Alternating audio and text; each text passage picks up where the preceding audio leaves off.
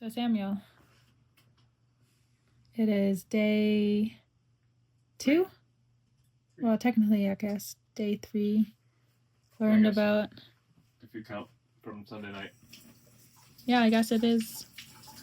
I guess maybe a total of 2 days. Yeah, 48 hours. It's been 48 hours since we stumbled upon a free house. Free house. It's my birthday today, by the way. Happy birthday, me!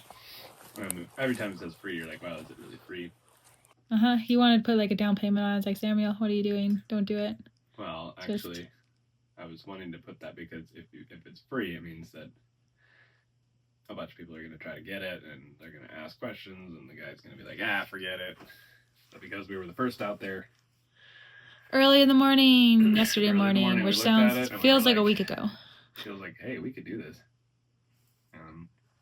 Even though we saw some pretty gnarly problems with the house. Meaning there's a hole, like there's holes in the roof. Bedroom's missing half of its wall. Well, that'll be the kids' bedroom. It was it's a fine. townhouse, it's fine. And it shared a wall with another house, and so that's where they cut it to move it down the road. So it's not like the wall fell down or anything, or it's been gone. But that wall wasn't really designed to be waterproof for a while, so the roof is having a little trouble on the corners. Yeah, looks kind of sad. I call it the sad side of the house. The main part of the house was supported really nicely with beams for its travels, and it's a vaulted ceiling, and it's a really inspiring spot. And for a free house, that is pretty cool. Because normally you find stuff on Facebook Marketplace, and it's like I don't think I really want that. So Sunday night, we have contacted a moving company, getting the download on what it would cost to move it about 22 minutes, which probably would be more than 22 minutes because they try to avoid power lines and state roads. It's a whole interesting process, but you pay them the big bucks so that they know how to do that. And we have 2.5 acres of land that is currently sitting there empty with a lot of annoying weeds. So this is the first telling of, potentially a start to a pretty major project of renovating and moving a 46 by 30 house. Mm-hmm. Yeah. So, and we currently live in a very small footprint. With the footprint like 400 feet, 350. No, it's 13 by 15. Anyway, we live in a small house. So, yeah. It might be a pretty significant upgrade. It's not free in terms of all the work that's going to be required to build a basement and set up all the stuff for it. Just kind of ballparking 50 to 100,000. That's not really a ballpark, but as low as 50,000. 50 to 100,000. As low as 50,000 to even just get it on site. Mm-hmm. And then as much as 100,000 to get it on site. Which is always supposed to be more than you expect, so it might be $120,000 to get it on site.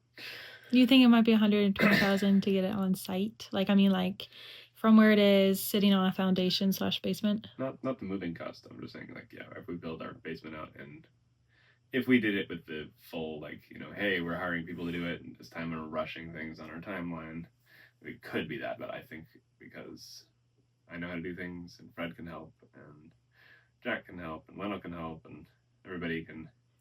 Just for reference, 2 weekends ago, we moved a 8 by 10 shed, and we grouped in our friends to help us do that. So we're just upgrading it just a little bit. No, I mean, obviously paying people, but I'm just saying, we also owe favors from that rather than getting paid. Yeah, I know. It's just kind of funny. Cheap shed, And it was kind of a pain to actually move it onto a flatbed trailer without any heavy equipment. It was just a farm jack and some logs and some and muscle. a muscle, and so, and 4 guys only, and 2 people that were injured. Yeah. Oh yeah, I guess you and Fred. Anyway, we don't know where this is going to go, but we're going to document and see if if people want to follow along this story. So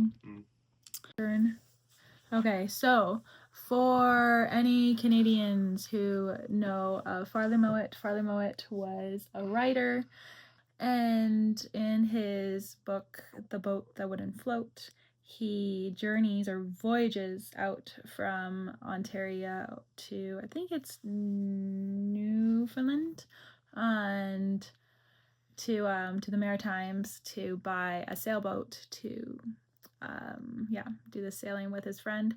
But he goes and makes his Jeep into a vessel for the trip out there, where I think complete with probably a sail and a whole thing. And it took, I don't know, probably like 10 times as long as it would have been, because now his Jeep is like a boat like on the road, and people are very confused by the fact that they're seeing this like ship thing like going down the road.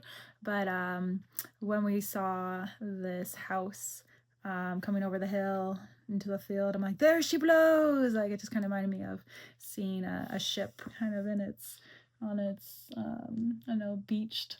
And then if this goes forward and we have a moving house, I'm definitely going to be, I don't know, thinking about that book. If you haven't read any Farley Mowat, you can do that. So anyway, that's my little side note here. He thinks it's funny. I'm creeping behind this Yeah. this Yeah, okay. chair. Bye.